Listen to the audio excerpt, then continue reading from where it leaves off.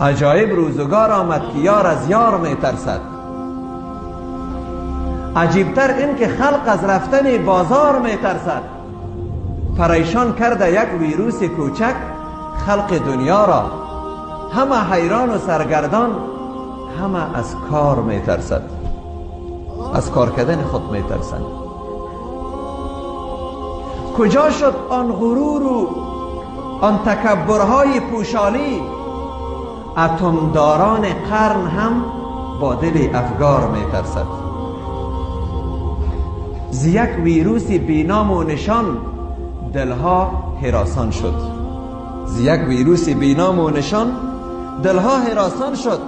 چرا خرد و بزرگ، دیوانه و هوشیار می ترسد؟ اگر علم این همه پیشرفت کرده در جهان امروز، چرا از دستگیری دروازه و دیوار می ترسد؟ حتی دروازه هایشان باز می مانند. میگه با دستگیره که دروازه که دست زدی و دیگه کس هم دست زد، ویروس شیوع پیدا میکنه. شما با این تکنولوژی تان از دستگیری دروازه می ترسید؟ الله برای مردم درس داده رئیس.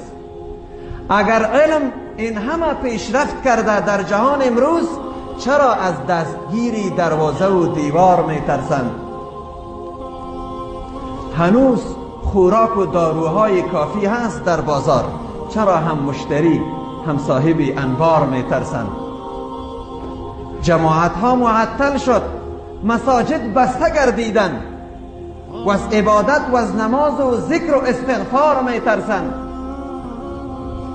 نی طواف کعبه و نی زیارت خیر البشر، بی توکل از تضرع با پروردگار می ترسند.